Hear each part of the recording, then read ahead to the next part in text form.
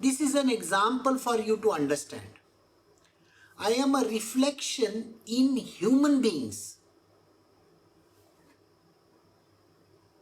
I am a reflection in human beings. But I am not there.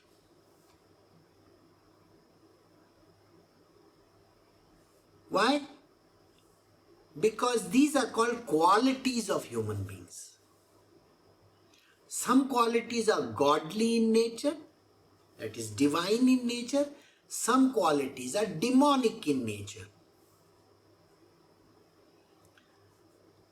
If you think the body has those qualities, then that person is like Krishna. You are mistaken.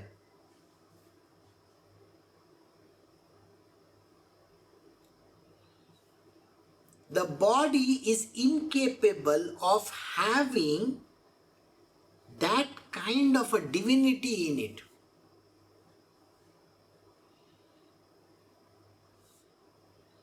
See, I am going slowly for you to grasp what I am saying. It's a tool. It's a bottle. The bottle can hold water. Is bottle the water? A bottle can hold liquor. Is water liquor same? No. So in a bottle I can have good water, that's a drinking water. That is called godly quality, divine quality. In the same bottle, if I have liquor, it is called demonic quality. Can water intoxicate? No. Can liquor intoxicate? Yes. So did you get the point? Water will never put you in intoxicated state. But liquor will put you in an intoxicated state. Water and liquor are not God. They are qualities. One is for thirst, one is for intoxication. So there is a divine quality and there is a demonic quality in human beings. This human being is a body. We are doing chapter 7, Bhagavad Gita, verse 9. I am the pure odor, the subtle principle of smell in the earth and the brightness in fire. Nay, I am the life in all beings and austerity in ascetics. So he is given another 4 more examples. He says he is the odor. Odor, there are different smells in this world, isn't it? Some are good smells, some are bad smells, and some smells which are very, very unique. These smells come because of certain reasons. So he says, I am that odor. So, and he says it's a subtle principle of the smell. See, smell, I am smelling something. Some smells can be identified. Some smells cannot be identified because there is no science of smell like that. Like you have the science of sight. There is no science of smell. So how the light passes and all, we know those things. The science is there, right? How light travels, so on and so forth. The science of odor is there are certain chemicals released which our nose, which has the faculty of, the olfactory nerves are there, they get those stimulus from outside. And when the stimulus comes, it sends a signal to the brain and then the brain says, okay, this is a good smell or this is a bad smell. It smells like peach. It smells like rotten apples. You see, you can get all kinds of smells, isn't it? So with the sense of smell, you are able to understand a lot of things. When it rains, you have seen certain smell, in the air. Huh? So that is a unique smell. It's an odor which comes out of the earth when the raindrops fall on the earth. So these are different smells. So Sri Krishna says, I am that odor. I'm the brightness in fire. The fire is bright. It burns also. The burning also is Him. The brightness is in Him. I'm the life of all beings. Your life is me only. That means who is this life breath that is there within you? It is me. I am the one. So you have to say very clearly that your body is filled with Krishna only. Do you think it is any other thing? No. So even that breath which you take is nothing but Him only. Austerity of ascetics. Ascetics, those who become sadhus and saints and all, they are ascetics. So they have the austere life. That is also Him. We will do the next verse. We are doing chapter 7, verse 10. Arjuna, know me, the eternal seed of all beings. I am the intelligence of the intelligent and the glory of the glorious am I. So this verse tells us everything comes from a seed. Which came first, they say, This is the chicken or the egg. So without the seed, nothing can come. So everything starts from the stage of seed. So if I have to plant something, I need the seed. And this seed is very important. It gives me the progression ahead. Even a thought is a seed. Just a thought. If I think of something, an idea comes to me, popping in my head. I say, oh wow, I can do this. And then it becomes my business. It becomes what I have to do. Just a thought.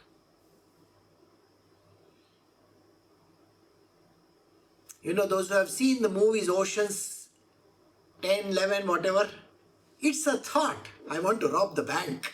I want to rob Las Vegas, greatest casino over there. Those are thoughts. And that gives rise to the whole film. How to do it.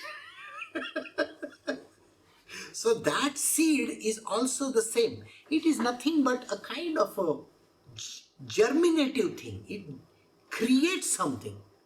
So he says, I am the seed. Now the intelligence of the intelligent. There are intelligent people. Those who have, we say, this fellow has brains. Okay. So in the brain, there could be an empty thing, nothing inside also. But some people seem to have a lot of grey stuff with that. Like Hercule Poirot says, grey cells. Like that, there are grey cells, supposedly. Well, he has an intelligence. So he says, I am that intelligence. You may think you are intelligent. No, it is me who has put that thing inside of you. That is called intelligence. So the intelligence is me. Like you can say, a beautiful woman. The beauty in a woman is me, like that. Got it? So don't discount that. The beauty is me. Intelligence is me inside that intelligent person. Likewise, the glory of the glorious. Somebody winning Olympics, somebody winning games. There is a glorious time over there. Somebody is winning freedom. So that glory is me. So we come to the next verse, verse 10, 11. So we're doing chapter 7, verse 11. Arjuna, of the mighty, I am the might. Free from passion and desire. In beings, I am the sexual desire not conflicting with the virtue or scriptural injunctions. I am the might in the mighty. So there are mighty people in this world. Some great kings and queens and presidents and prime ministers. They are very great people. They are mighty. So their might is because of me. Free from passion and desire. You see, here he is making a distinction. The distinction is very clearly this. The moment you get more money, the moment you get more power, what happens to the person? The Krishna within him vanishes. Because he has become passionate. You see, when you become passionate for something, the divinity doesn't stay.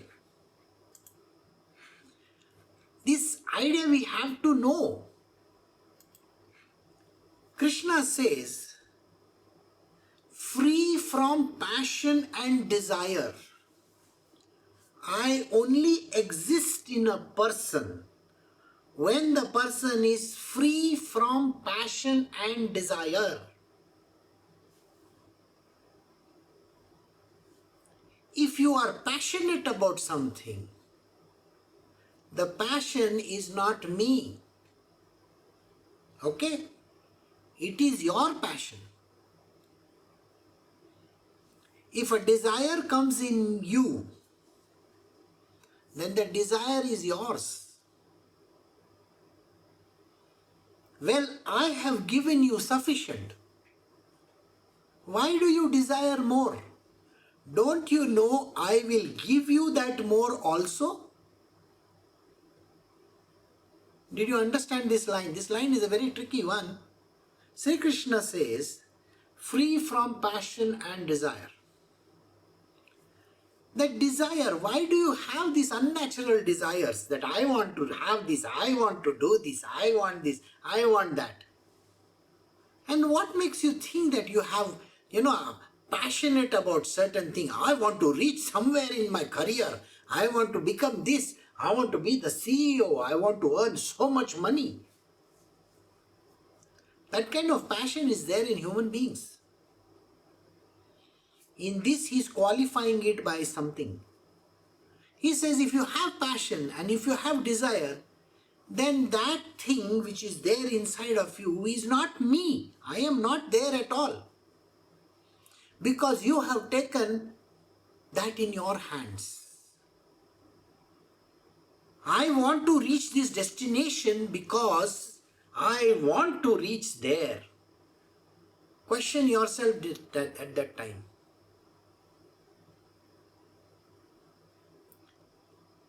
Do you think God wants you to reach there?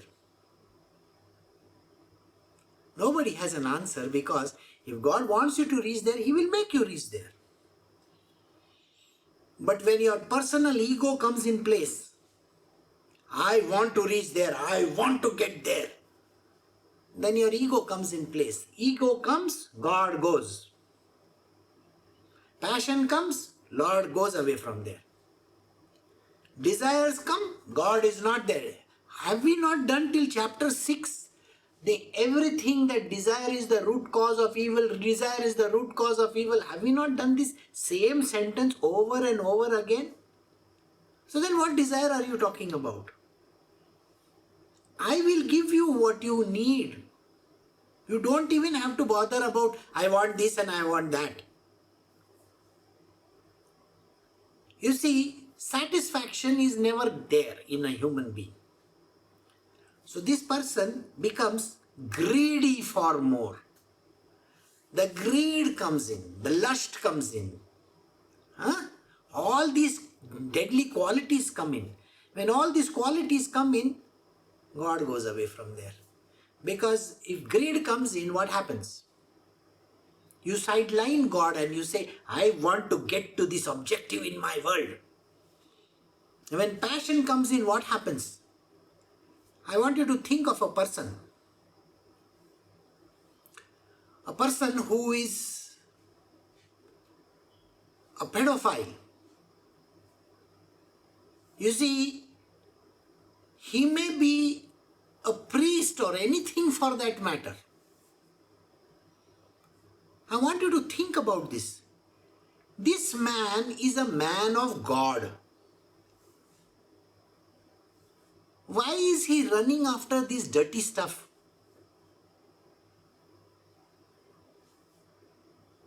Did you get the point? If God is there in his life, why is he running after his passions? And that too trying to destroy a child's or a young person's life? He may be a person who is talking about God 24/7, then why is he into this? So the passion has come within him. So when the passion comes, is God there? Well, God has already exited. The devil is there in him. The wrongdoing, he is not interested in God at that point in time. So passions drives away Krishna. Then, in beings, I am the sexual desire. The desire to have sex. That is very, very important. It comes over there. Do you see, this is a verse which is qualifying the previous verse where he says, I am the seed.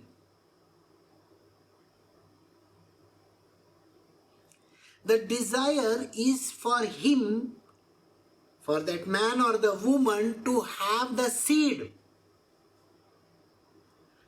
But it is conflicting with other things. Well, this particular sexual desire should be virtuous. You see, in Christianity it is said that you get married so that you can have a family and you can continue the generations, right? But if the same thing is converted into a desire, sexual desire, which is lusty in nature, then I am not there. You are using me for wrong purposes. I exit. There are scriptural injunctions. The scriptures have certain injunctions. You cannot transact beyond those. This is how life has to be. You have your sexual activity for creating children. Okay?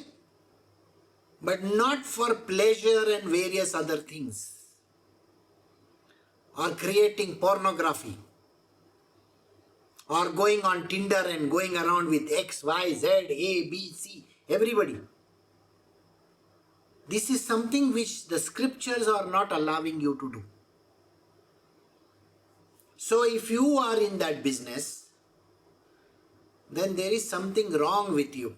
Then I am not there. Krishna is saying very clearly, I do not exist in such kind of places. Yes, if you are using your activity for the purpose of creating a family, for having children so that you can progress ahead in your world, but if it is a desire laced with passion and all that, then I am sorry, I am not there. Alright? Because, you see, in our world, we say, after the age of, say, 40, 50, we do vanaprastha. And after the age of 60, we do sannyasa ashrama. All these activities which are sexual in nature, they should get out of your life because you have reached a point in life where you are not even supposed to be indulging in all these things. But there are people who are 70 and 80-year-old having children today. They are going against the Vedic injunctions. You see, there are injunctions in the Vedas. They are going against it. At the age of 60, 70, 80, people are going and doing whatever they want to. This is not a done thing. You got it? If you don't like a child getting molested, you see, according to you it is a sin, according to you it is wrong For a child below 18 or below 16 or whatever, in whichever country that you are, if that is wrong, then why is it important that after 60 you should be indulging in all this? Don't you think it is wrong? At least use your brains a little bit, no? The child, the 60-year-old and above becomes literally like a child. Have you not seen old people? They behave like kids. So this is a scriptural injunction, not allowed. So Sri Krishna says, I am not there in that. So we'll move to the next verse. We are doing chapter 7, Bhagavad Gita, verse 12. Whatever other entities there are, born of sattva, that is a quality of goodness, and those that are born of rajas, principles of activity, and tamas, principles of inertia, know them all as evolved from me alone. In reality, however, neither do I exist in them, nor do they in me.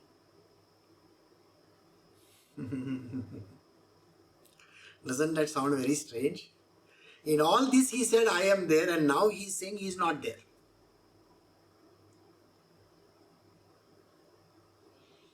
So Sri Krishna says, everybody who is born on the path of sattva, sattva is the goodness that is there in this world. I am there in that. Everybody who is born out of rajas, I am there in that as well. Everybody who is born of tamas, that is, the rajas is all about activity based. People who are activity, oh, I want to do this, I want to get here, I want to do this, blah, blah, blah. And the last one is about tamas, inertia. People don't even want to get up from their bed. So such kind of people, those kind of people are a part of that world, this entire universe. He says, Krishna says, I am in them. But, now he is qualifying the sentence. In reality, in truth, however, neither do I exist in them, nor do they in me.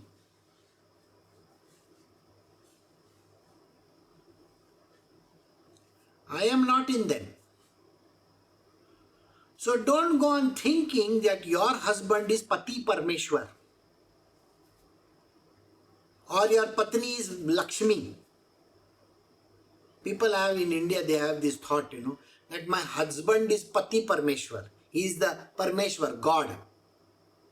And my wife is Lakshmi. Lakshmi means she is literally like a goddess. Sri Krishna here says very clearly, I am not in it. The truth is, neither I am in it and neither are these people in me.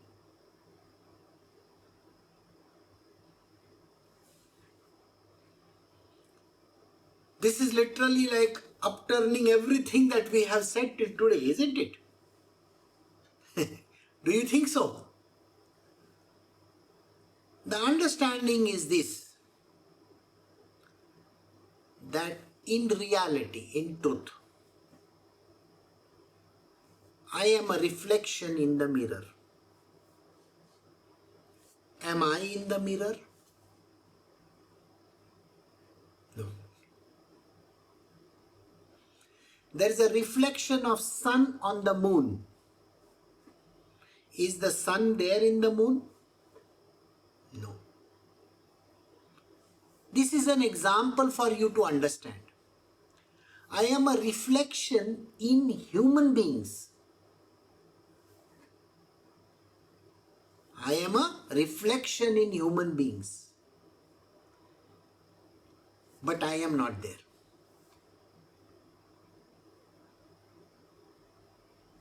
Why? Because these are called qualities of human beings. Some qualities are godly in nature, that is divine in nature. Some qualities are demonic in nature. If you think the body has those qualities, then that person is like Krishna, you are mistaken.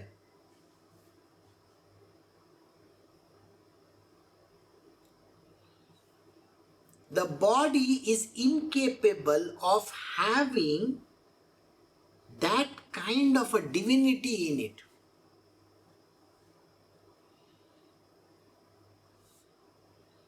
See, I am going slowly for you to grasp what I am saying. It's a tool. It's a bottle. The bottle can hold water. Is bottle the water? No.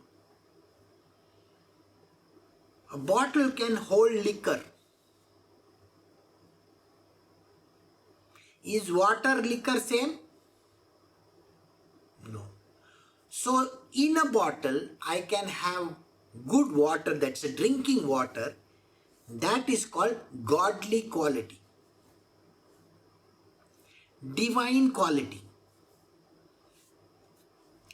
In the same bottle if I have liquor, it is called demonic quality. Can water intoxicate? No. Can liquor intoxicate?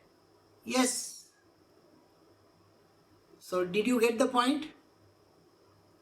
Water will never put you in intoxicated state. But liquor will put you in an intoxicated state. Water and liquor are not God. They are qualities. One is for thirst, one is for intoxication. So there is a divine quality and there is a demonic quality in human beings. This human being is a body.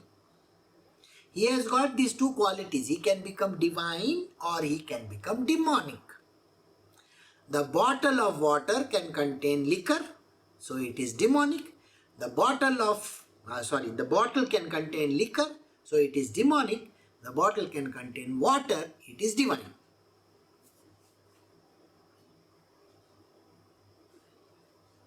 So where is Krishna there?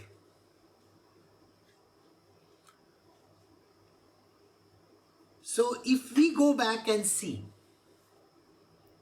right here, I am the odor. I am the odor.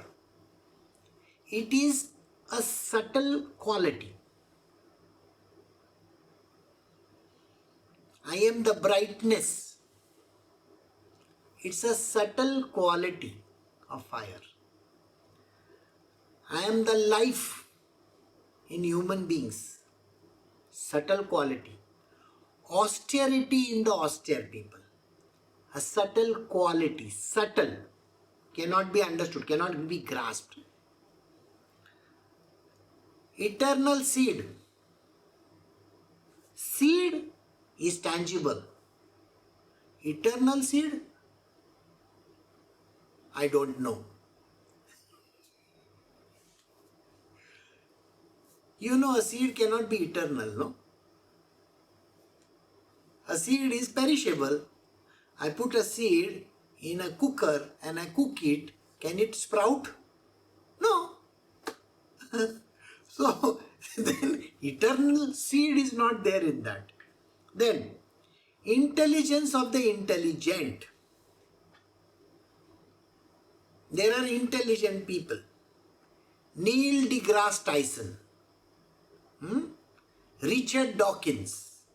Are they intelligent people? Of course. Very great intelligent people. Neil deGrasse Tyson is a great scientist who talks about the outer space and blah blah blah blah. Richard Dawkins is a person who has written so many books. Does he have intelligence? Very much so. Do you think I am there in that intelligence? He hates me from the bottom of his heart. Both these people hate God. Do you think I am there in that intelligence of the intelligent? I don't exist in this world. I am zero. Even in outer space, I am not there for Neil deGrasse Tyson. The space I created, but yet Neil deGrasse Tyson says it has come from a Big Bang theory or something like that. According to him, I don't exist. So Sri Krishna doesn't exist in Neil deGrasse Tyson's or Richard Dawkins's world. So even if they are intelligent people, they have fancy degrees, they can be a PhD, they can be whatever they want to. Do you think I exist in them? I don't. They have thrown me out of their life. Did you understand? Then, I am the might of the mighty, free from passion and desire. Already I told you he is not there in that. Then we come to this. Sattvic, Rajasic and Tamasic people. You think I exist in them. People go and touch their husband's feet and say, na, Pati Parmeshwar. They will see in this Karwa Chauth and all these festivals in India, they will dress up for the husband, they will see the moon and they will touch that idiot's feet. That feet, which has roamed around the whole world, trying to get into everybody's pants. Do you think that person deserves to be touched? He's a mean character. His thoughts itself are dirty. So what are we talking about? And this woman, Mahalakshmi. You think from which angle does she look like a Lakshmi? Dressing very nicely, putting gold jewelry and becoming a very nice goddess kind of a person. She's mean to the core. You just give her 2 minutes with another woman and she'll start talking bad about somebody else. Oh, how much is your sari costing? How much is your this? How much is your that? That sister-in-law of mine, she's like this, she's like, what is this? So you think she's a Mahalakshmi? So please understand, it is just a subtle quality. I don't actually exist in these humans. And neither are they in me. Do you remember that sentence where he says, the whole world is in me? No. It is an illusion, just like a reflection in the mirror. I am like a reflection in the mirror. I don't actually exist in anything. And we will be doing more of this in the future. So just now, we will stop over here.